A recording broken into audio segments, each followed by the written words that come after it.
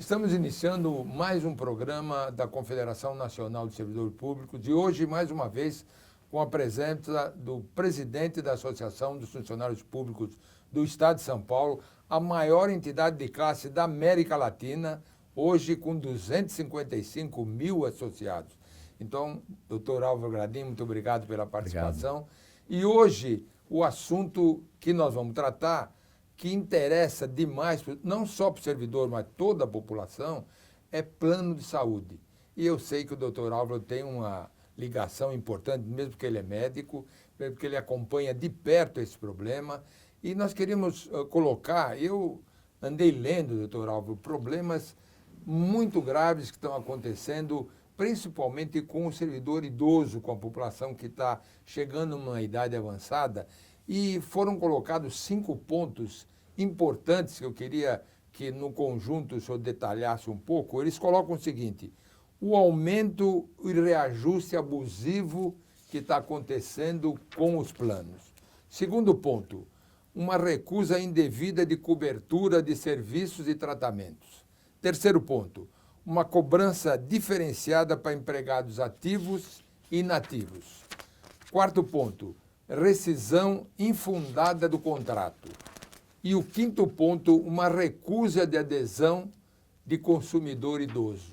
Então, são os pontos cruciais que nós apresentamos para o plano, principalmente, hoje eu li que 3 milhões de pessoas desistiram de pagar plano de saúde porque não aguentam pagar com esse salário. Então, queria a sua consideração a respeito desse problema tão grave para a população brasileira. Não tenha dúvida, hoje o sistema de saúde suplementar, né, como é chamado, todos os planos que são oferecidos, tanto através das cooperativas médicas, quanto através dos bancos e as suas prestadoras de serviço, nós estamos vendo aí pela frente um reajuste extremamente alto para os nossos vencimentos, para os vencimentos de toda a população brasileira e levando em consideração principalmente o inativo, né? Um reajuste acima de 19%, ou seja, beirando os seus 20% sobre o valor da mensalidade anterior. Realmente isto é extremamente doloroso para qualquer pessoa, e muito mais uma pessoa que já tem seus vencimentos extremamente reduzidos em função da sua inatividade e um gasto extremamente grande que ele tem no consumo diário que ele faz de medicamentos que são cada vez mais caros. Então é este lado que nós também temos que observar. Quer dizer, a indústria farmacêutica coloca todo dia no mercado produtos novos, cada dia mais caros, porque a maior parte da matéria-prima desses remédios, dessas drogas, elas vêm do exterior, são preços em dólar, e isso chega no Brasil praticamente só para engarrafar ou para empacotar, como se diria, né, e ser vendido isso no mercado. Nós temos hoje todo um processo mais ou menos tudo de intermediários para fazer esse tipo de serviço.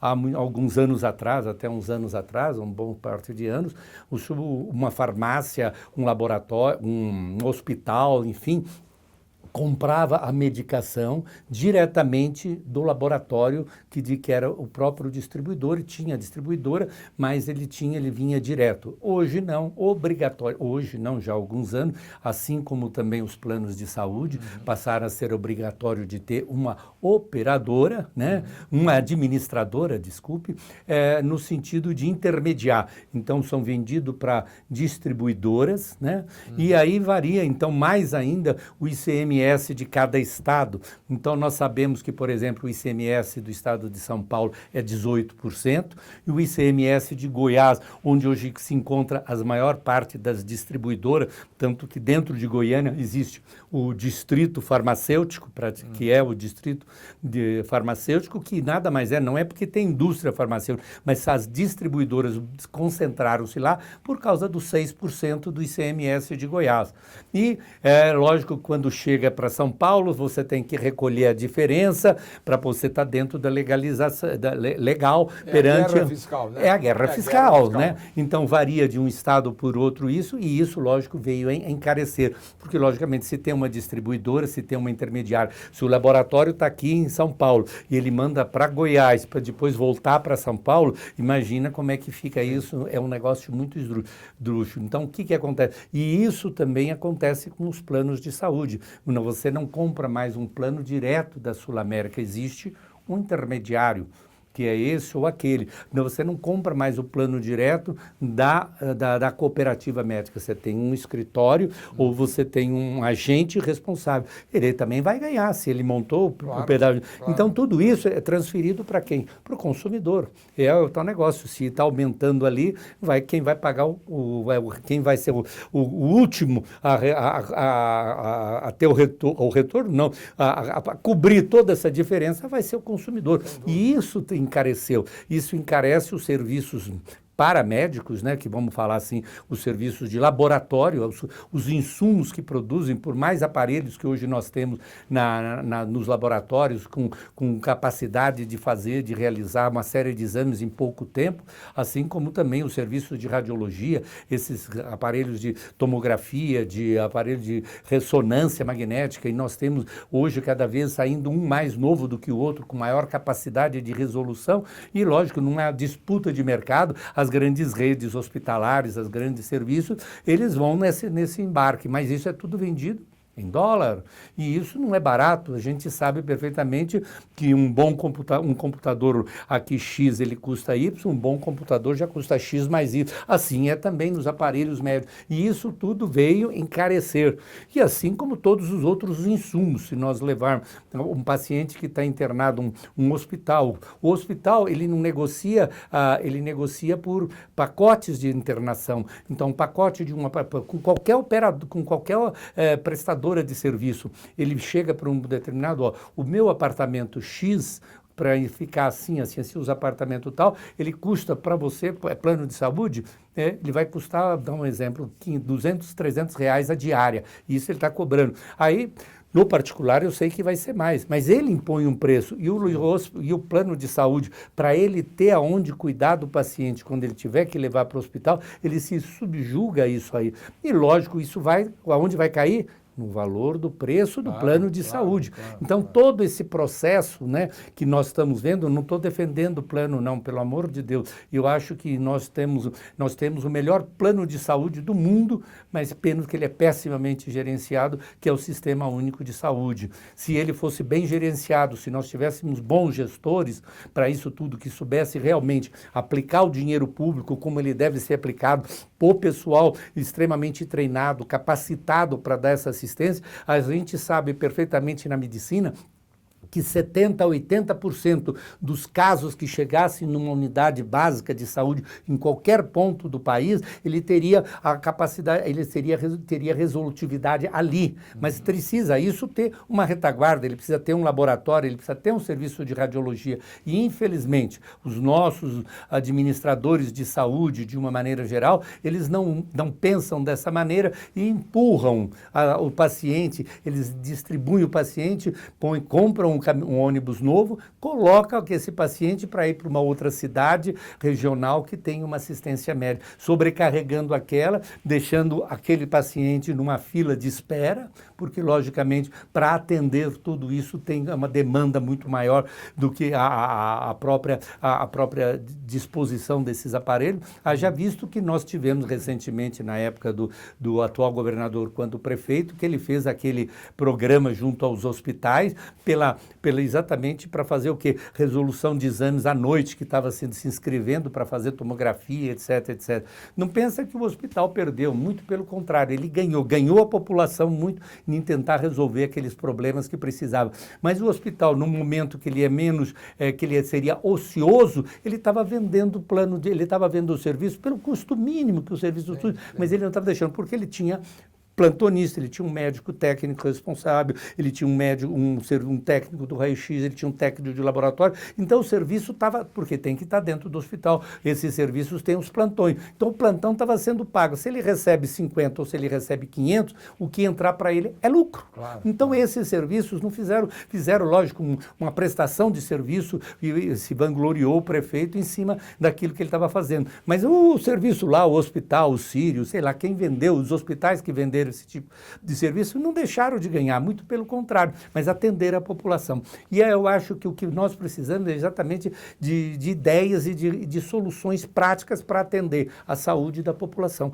E os planos de saúde vêm-se impossibilitados porque eles também ficam atrelados a todos esses custos que eu falei anteriormente. E isso vai recair, coitado, no usuário desse plano de saúde, que vai ter esse reajuste agora de 19,87, 19,30. Quer dizer, isso é desproporcional, porque o servidor, o funcionário, enfim, o cidadão, de uma maneira, ele não teve esse reajuste nos últimos 5, 6 anos para cá, não teve. O servidor público, então, nem se fala, nós não vamos nem comentar o reajuste que nós não temos há muitos e muitos anos, nem o que teria que ser cumprido pela Constituição Federal e pela Constituição do Estado do nosso reajuste a partir de 1º de janeiro não é cumprida há quantos anos? E todos nós que somos servidores públicos do Estado de São Paulo sabemos disso. Né? E os municípios têm alguns que cumprem, mas a maioria também não cumpre. Quer dizer, será que é tão... não é desumano você pagar uma professora para ela, depois de não sei quantos anos, dá para ela falar que o salário mínimo, o salário dela é 2.100 para ela receber, para dar 4 horas de aula por dia, e aí vinha o prefeito na outra e falou, mas eu não tenho condição de pagar 2.100 numa cidade. Então o que nós vamos fazer? Quer dizer, as cidades estão todas dessa maneira, saúde, educação e assim por diante. E os planos de saúde estão encarecendo absurdamente. Eu acho que esse processo de educação, de saúde, o governo vai ter que futuramente intervir de uma outra maneira no sentido de fazer essa resolutividade. Nós só vamos conseguir se realmente nós conseguirmos dar uma resolutividade a contento no nosso sistema único de saúde, que é o chamado SUS, né, para que ele possa atender uma demanda. E, logicamente, no momento que também os planos, aquela tal negócio, o mercado vai sentir que vai perder uma clientela porque o sistema único de saúde dá boas condições. No momento que ele dá boas condições, e nós sabemos perfeitamente, o hospital do servidor, ele dá uma boa assistência, o hospital das clínicas dá uma ótima assistência, o Instituto do Câncer também, o Hospital Emílio Ribas. Então, quando a gente pega e isso levando para os hospitais e escolas, o Hospital das Clínicas das diversas escolas públicas no estado de São Paulo, eles dão uma ótima assistência médica e de saúde às pessoas. Então, se nós conseguirmos fazer com que todo esse conglomerado público associado à vontade e à gestão, isso tudo nós vamos resolver um problema crucial, que é o atendimento básico de saúde das pessoas. E isso vai diminuir. O plano de saúde vai acontecer o quê? Ele vai esvaziar. Ele vai ser obrigado a fazer um reajuste menor, a oferecer coisas a preços mais condizentes para que realmente ele possa continuar atendendo as pessoas. Porque senão ele também vai pecar, ele vai morar. E nós temos que lembrar que a maior parte desses planos grandes de saúde hoje estão na mão de bancos internacionais. Você vê, se você olhar os donos dos planos de saúde, é isso. E outra coisa, esses conglomerados financeiros grandes, né, ou esses grandes investidores, o que eles estão fazendo agora? Comprando hospitais. Estão comprando hospitais. Tem uma rede do Nordeste, do Ceará, que eu não guardei o nome ainda, ele começou comprando o Hospital Santa Cruz em Campinas, aí ele comprou mais um outro hospital que eu não sei lá, em Ribeirão Preto ele comprou 4 hospitais, tá certo? Hospitais de ponta. Eu não estou comprando ponto de linha. Estão investindo 400, 500 milhões nos esses outros. Que dá um então, lucro por quê? Porque incrível, mas é isso que eu estou dizendo. Ele vai vender o serviço claro, e um serviço diferenciado. Então, isso daí. Quer dizer, ele faz isso. E isso está acontecendo pelo serviço tudo. Se você pegar a Amil, se você pegar esses planos de saúde, você vai ver que está interligado a investidores e a serviços internacionais de assistência médica que estão explorando, porque é um nicho, né, como vamos dizer assim, extremamente favorável para eles. Por quê? Porque a população precisa, não confia no serviço público e vai buscar o serviço privado. E o serviço privado, ele faz o que ele quer com o indivíduo. E está aí as situações que nós estamos vendo. Veja, doutor Álvaro, aprofunda bem, porque ele conhece bem a área. Um ponto que eu queria colocar, assim, que eu sinto muito, é que quando o indivíduo que tem um plano de saúde chega próximo dos seus 59, 60 anos, aquilo aumenta absurdamente. Como é que a gente poderia mexer nesse tipo de coisa? Eu acho que isso daí, infelizmente, nós temos que ser meio drástico nisso. Isso o Estado vai ter que intervir no sentido de controle desse reajuste que realmente é desumano para uma pessoa que chegou nessa idade e é o que você falou, o aumento substancialmente é muito grande, né? Então isso é um transtorno. Mas coitado, quem virou sexagenário, está perdido, daí por diante, porque os aumentos são absurdos. Mas agora voltando numa questão que eu comecei lá atrás falando da saúde. Um outro grande problema que nós temos é a formação profissional do médico. Se abriu escolas de medicina por esse país à revelia como se fosse escolinha valita, na realidade. Sem uma estrutura, sem uma infraestrutura, pegando professores, alguns das escolas públicas que estavam aposentadas, mas sem uma infraestrutura hospitalar de acordo. Então, aproveitando santas casas, aproveitando beneficências e aproveitando isso, e às vezes levando, como eu vi na região de Ribeirão Preto, levando um aluno da faculdade de Ribeirão Preto para fazer a parte hospitalar dele a 60 quilômetros de Ribeirão Preto, no município, para fazer o treinamento. Quer dizer, isso não tem lógica. Como é que se pensa em formar isso? Então, as escolas deixaram de você sair da escola realmente com uma visão. Eu sou médico, eu sou isso. Nós precisamos, realmente, eu sou a favor da prova do Conselho Regional de Medicina, assim como tem para o direito a prova da OAB, no sentido de que o profissional se submeta a isso antes dele receber o seu CRM, o seu credenciamento para ele exercer a profissão em qualquer lugar. Não acha que a nossa Agência Nacional de Saúde não está fazendo o seu trabalho como deveria ser feito? Eu acho que a agência não está. A Anvisa cria uma série a Anvisa, que é a Agência Nacional de Vigilância, ela cria uma série de procedimentos que vai encarecer mais o plano. Ela não está pensando no que vai encarecer na hora do reajuste, que está jogando em cima do plano de saúde. E o comprometimento dessa estrutura toda. Então, antes de você pensar naquilo ali, é o que eu falei. O Estado, primeiro, ele precisa saber se organizar. A classe médica, de uma maneira geral no Brasil, através da Sociedade Médica, dos Conselho Federal de Medicina, enfim, nós lutamos e sabemos que tem a proposta, ela já passou por 2 ou 3 comissões, que é criar a carreira de médico do Estado. Assim como tem o advogado do Estado, que é o procurador, que é o profissional do Estado, nós temos que ter o médico. Ele vai se prestar um concurso e a dedicação dele vai ser aquele lá. Ele vai ganhar razoavelmente bem para que ele trabalhe. Então, ele vai ter aquilo ali. Mas o Estado tem medo de fazer isso, por quê? Porque ele não quer investir na infraestrutura dele, naquilo que ele precisa dentro de uma unidade de saúde, de um laboratório, isso. Mas só vai se resolver o dia que a gente tiver esse tipo de profissional, que não é mais, eu não preciso ter meu consultório, eu não preciso ter a minha coisa, eu preciso ter o médico que é o médico do Estado, é aquele que vai ser concursado, como um concurso que nem para ser um promotor, para ser um juiz, ele também vai prestar um concurso público.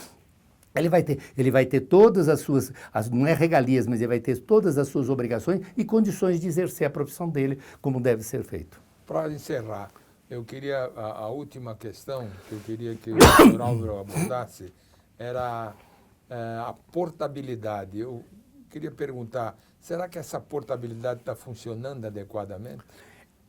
Dentro desse período que eles falam de transição, elas sabem que é permitido e isso é exigido.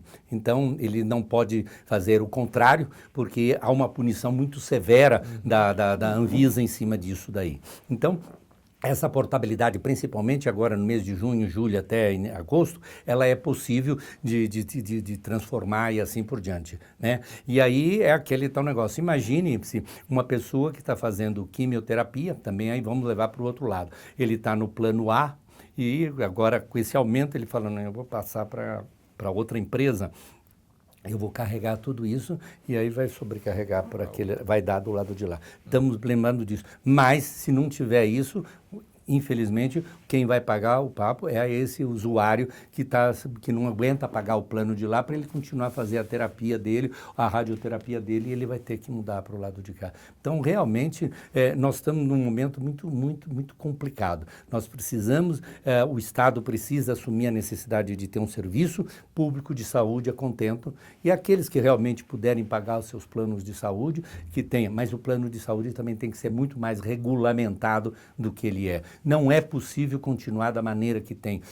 Posso, às vezes, meus colegas acharem, reclamarem, como já me reclamaram em reuniões médicas, mas a minha posição é essa. Eu acho que nós temos direito para exercer, nós temos o direito de exercer a profissão condignamente, para que eu possa oferecer ao servidor, oferecer ao cidadão brasileiro, ao cidadão que for procurar uma unidade de saúde, realmente um serviço condigno e de respeito, que eu possa ser respeitado como profissional e ele respeitado como cidadão.